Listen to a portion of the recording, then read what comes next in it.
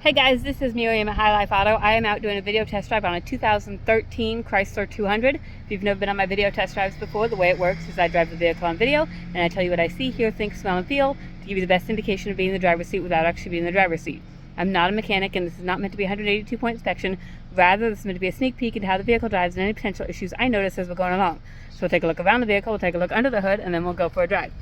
We've had this on our lot for a little bit and I just haven't had time to get to it. I'm working on all of them, and so this is what I got. So this is the Chrysler 200. Looks like a pretty decent car from the outside. I haven't driven it yet. This is the first time I've been in it, so we'll kind of figure out what it is, but I don't think there were any notes on it. You know, if there are, obviously check my description, but I don't remember any. Tires are probably right about 25%. They're right at the wear bar in the rear, and they were a hair over the wear bar in the front, so you know, 27.5% would be my guess there. Not the greatest, but they are there. They'll do fine for dry pavement. When we start getting into rain and snow and all of that, you probably want something better. It is just cloth interior, but it looks like it's in pretty decent shape. I don't see any major cosmetic things. And it's been detailed. So I mean, just outside of like little dust and stuff, it looks like it's pretty clean as well. In the back, it looks pretty good. You've got a couple little, like a little scuff right here where it's damaged the paint. A little crack right here. Pretty minor stuff, I think. On this side again, looks really good. I don't see any rust, anything like that to speak of. There's, looks like right here on the passenger window, this is just kind of coming up. That a lot of times that happens because of heat. You can get some adhesive and glue that back down, and if I have time I might do that, but I mean, that's not really a huge thing. Sometimes heat just does funny things to glue.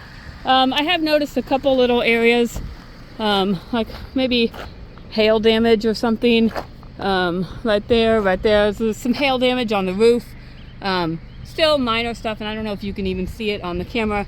But it is there, so I don't know if it was, obviously it was in some kind of hailstorm or something. I do not believe this to be prior salvage, so it wasn't like an insurance thing because of hail, but I did see some hail spots on the couple little different areas of the car. Let's pop this open.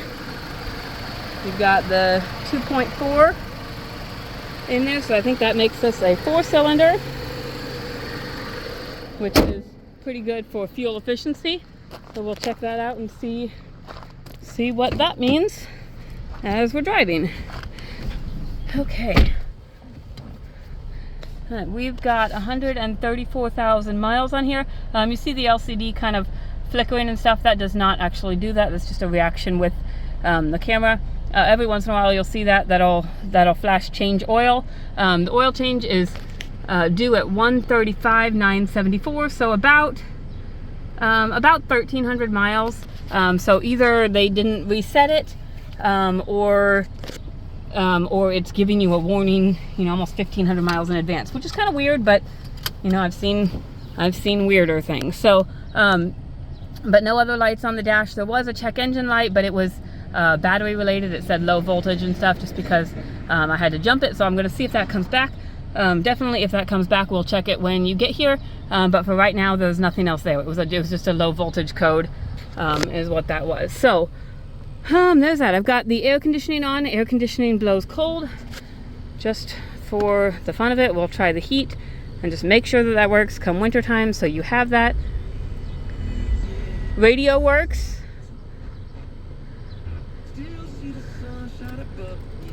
I'm going to set that to my station so you know that I've been here. Alright. Heat, we'll see if that is blowing out. Let's see. Windows. Passenger side window works. Rear passenger side window works. Rear driver's side window works. And the driver's side window works. So we're going to go take it for a drive now and see what we've got.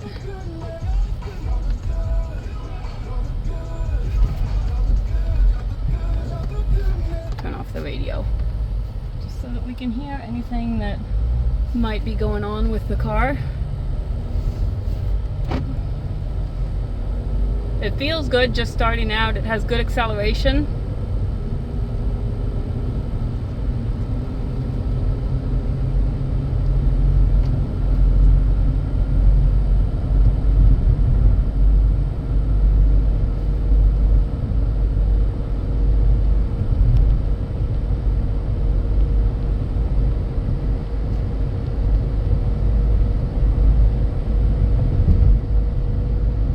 Going up this hill just fine. I'm going to do my turn signals. I've got someone behind me, so I might think I'm crazy, but left turn signal works, right turn signal works. Ooh, and my heat is blowing out good and hot. I'm going to turn that back down to air conditioning. And try not to veer off the road when I do that.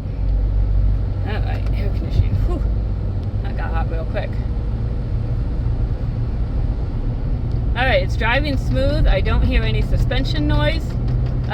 When I got in, I did hear, it's common to Chevys, but sometimes when you get in, like the blend door actuator will kind of click. It's like the door that switches between heat and AC, or switches between your head and your feet and all of that. There's different doors in there, and sometimes the gears just kind of they either get worn or they kind of get stuck, and so they just click, click, click, click, click, and then eventually they'll fall into place. I heard that when I first started it up, but I have not heard it since. So I just wanted to kind of let you know that. Brakes are good and solid, no grinding or vibration.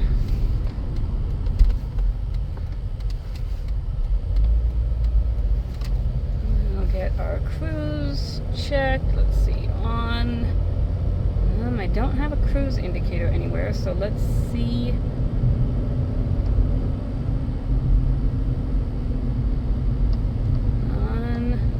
Alright, I do not think I have cruise.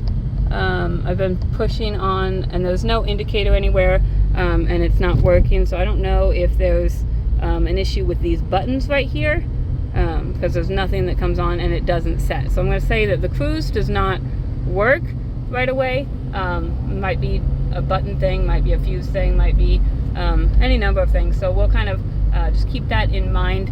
It might be something that gets looked at, it might not, just kind of depending on how things go. Windshield wipers, let's see. There is your wipers, and there's no fluid coming out, but I do hear the motor's working, so I'll add some fluid when I get back and just make sure that that does come out. And I'll put that in my description, because I hear the motors going, so I imagine that it's just low on fluid. So that works. And horn also works. It's driving very well. Really, it's driving smooth. It's, you know, it's not doing anything that I don't think it should be doing. It's just a basic car, but it's got low miles, so if you can handle a little bit of hail damage, you know, if you don't have to have your car being perfect, and for that matter, I mean, it even looks pretty nice. The hail damage you kind of have to see, but that's it. That's all. If you have any questions, as always, my cell phone is 309-267-7200. You're welcome to reach out to me and ask me any questions, and I can see what else I can answer for you. Thanks, guys.